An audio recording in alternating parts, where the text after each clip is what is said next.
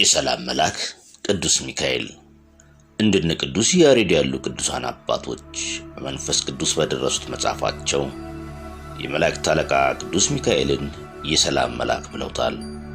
ምክንያቱም ቅዱስ ሚካኤል ከዘመነ ኦሪት ጀምሮ ስለ ዓለም ሰላም፣ ስለ ሰው ልጆች ጤና፣ ስለ እንስሳት፣ ስለ አዝርዕትና እጽዋት ከእግዚአብሔር ምሕረትንና ሰላምን እንዲያገኙ ዘወትር በእግዚአብሔር ፊት ቆሞ ስለሚለምን ነው።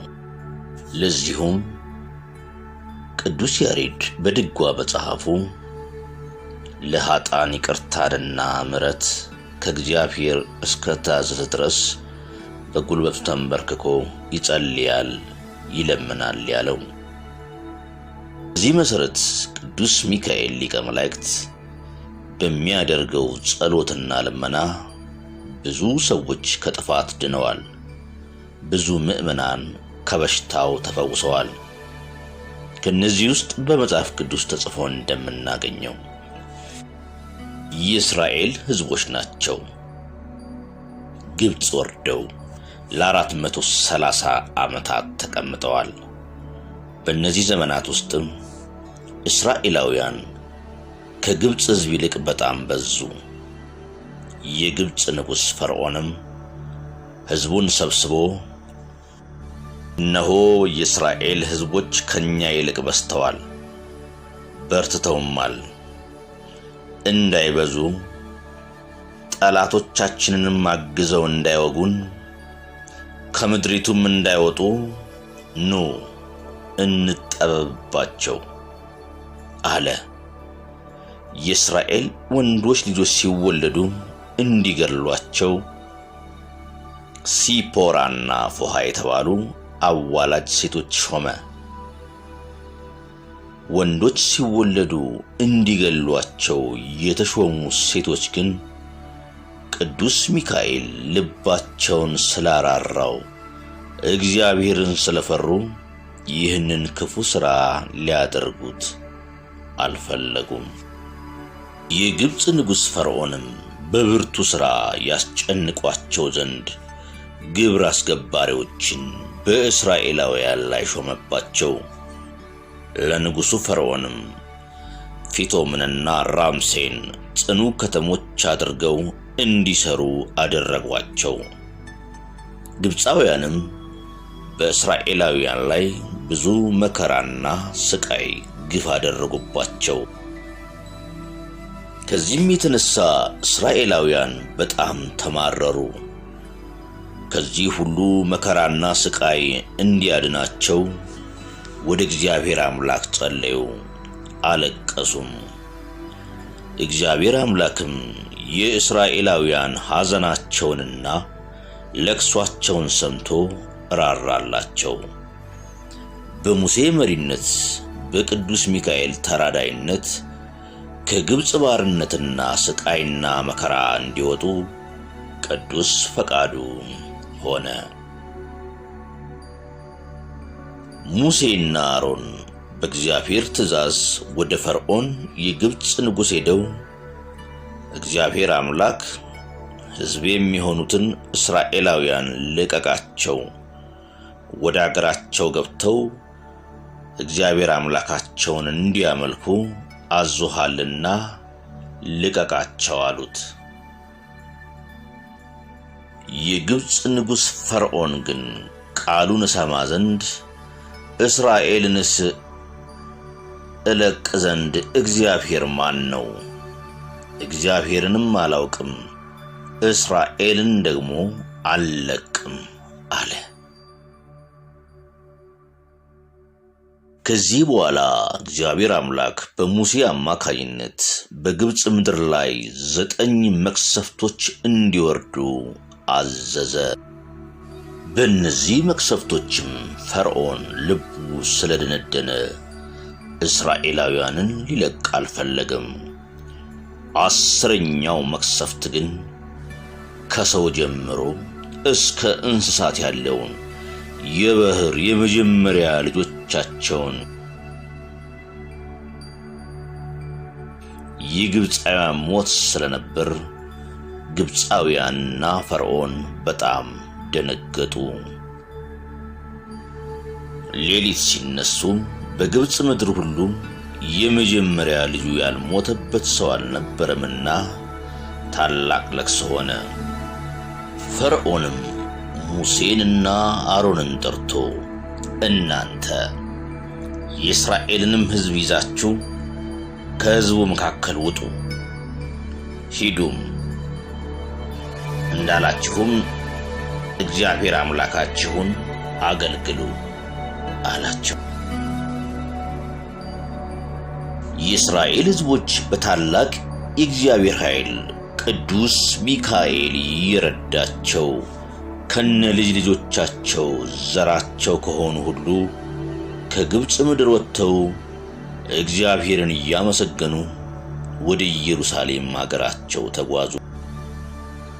የኤርትራ ባህር አጠገብ በደረሱ ጊዜም ፈርዖን ለጥፋት ብሎታልና የእስራኤልን ሕዝብ እንዳያገለግለኝ ለምን ለቀቅኩት ብሎ ተጸጸተና ብዙ ሰራዊትንና የተመረጡ ሰረገሎችን ፈረሶችን ይዞ የእስራኤልን ሕዝብ ለመመለስ ተነሳ።